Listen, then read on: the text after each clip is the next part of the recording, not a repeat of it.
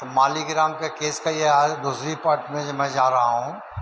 आज के दिन ऐसा हुआ है कि जिस व्यक्ति के नाम से कंप्लेन था, जो पीड़ित और जो पीड़िता हमारे यहाँ आई थी, उनमें आज जो है उनकी माँ हमारे पास आकर के और रोना रो रही हैं कि उनका लड़का जो है उनको खाना पीना नहीं देता, उसके जगह ज़मीन बेईमानी करके लिखवा लिया है। আমার নাম সর্বান। আপনার কি সমস্যাটা কি হয়েছে? আমার সমস্যা, আমার দুটো ছেলে একটা মেয়ে। এবারে বড় ছেলেরে ওর বাবা জমি লিখে দিয়ে যায় ছোটটার, এবার দিয়ে উনি মারা যায়। এইবারে ও এর আর দিতে পারিনি তো এ যেন একটু দুঃখ করে, মা আমার দুটো ছেলে, তা আমার কি জমি জায়গা হবে না? তা আমরা ওরে জিজ্ঞাসা করলুম ডেকে, সেখানে আরও কটা লোক ছিল। ও বললে যে না, আমি জানি না, তোরা জমি তোরা কী করবে আমি জানি না। ও আক্তারুল হোসেন, ও আমার ওই জমি লিখে দেওয়ার পরের থেকে আমার আর মা বলে সম্পর্ক দেয় না, খেতে দেয় না। আমার তো এখন ব্যারাম আছে, বয়স হয়ে যাচ্ছে, দেখেন একেবারে নজর দিয়ে দেখেন, নিজে ভালো মন্দ খাবে, আমার দেখে না, শোনে না, মা বলে সম্পর্ক দেয় না, চাচি বলে, তাহলে আমি আর কিরকম ভালো চোখে দেখবো? আমি জন্ম দিয়েছি তা আমাকে মা বলে। জমিটা লিখে দেওয়ার পর থেকে আর খেতেও দেয় না, আমার কিচ্ছু দেখে না। এরাম আসতো, সেসবও দেখে না, যে মা লোকের কথা নিয়ে আমি এরকম করবো কেন, মারে ও সেইগুলোই ও করবে।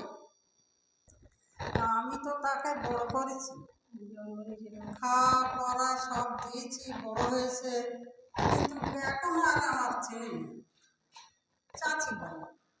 চাচি বলে মোক্তারের বলে, এই তোর মাকে দেখিস, জেলে দেবো।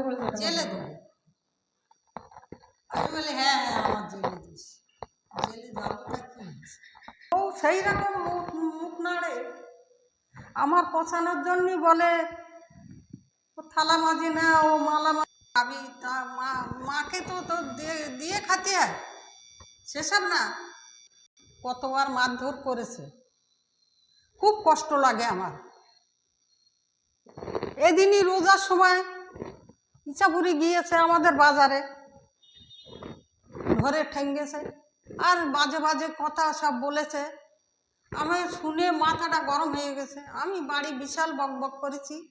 এইবারে সেই তার সঙ্গে আবার বলেছে, আমার সঙ্গে আবার বলেছে, এই বলেছে ওই বলেছে, গরম হয়ে যায় যখন, তখন চুপ করে বসে থাকি।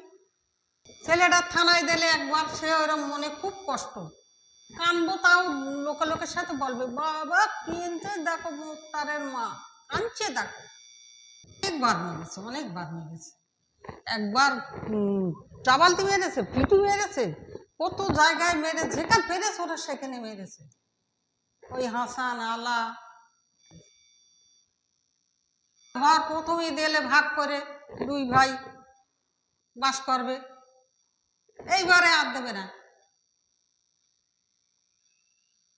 না, ওর ঘর দোবাই হবে না,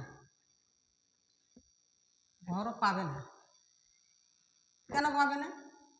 বাবা তো বেঁধে গেছে,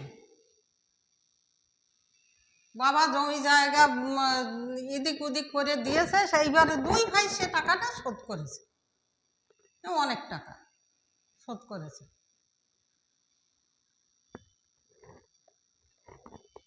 যদি একটা মানুষ এসে আমার কাছে বসে থাকে, তাকে গাল দেবে, তার ধরে গাল দেবে, সে তারা আর আসতে চাবে না। পায়ে পা দিয়ে ঝগড়া পাতানোর চেষ্টা।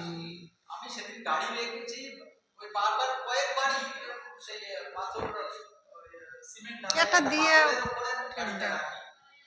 বারবার ফেলে দেয়, খুঁজে পাই না, আমি আবার বেশি কিছু বলতেও পারি না। এবার গত পরশুদিন ও এরকম নেই নেই দেখে আমি বলছি যাক, যদি আমি দেখতে পেতাম তার খবর খবর ছিল। তারপরে এবার আমি সেখানে একটা ইট ভালো করে কোদাল দিয়ে কুপিয়ে আমি সেখানে ইটটা ভালো করে বসিয়ে দিয়েছি যাতে আর না তুলতে পারে। আর সে তারা তারা বলে যে আমার কোদাল দিয়ে মারতে এসছে। ওর স্বামীরে ঘর থেকে ডেকে নিয়ে এসে এগুলো আমাদের গ্রামের যে মেম্বার আছে সে আর কি আমাদের বাড়ির সাথে দোকান আছে ওখানে এসে পড়ে গেছে। হ্যাঁ, ইলেকশনের ঘরে বোমা মেরে ঘর তুলে।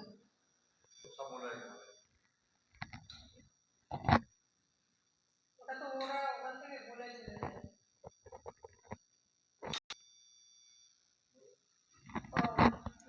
আমি বাঁচাতে গেলে আমার ছিলেতানি করবে বলেছে, তারপর মারধর করবে বলেছে, আর এছাড়াও আগে আমাকেও মেরেছে। আমাকে মারলে আগে ওর নামে এফআইআরও আছে, অনেক মারধর করেছে। তার সত্ত্বেও এফআইআর থাকা সত্ত্বেও ও আবারও আসে, আবার এসে ঝামেলা করে, গালাগালি করে, তারপরে মারধরের হুমকি দেয়। धैर्य के साथ में इस वीडियो को देखने के लिए धन्यवाद।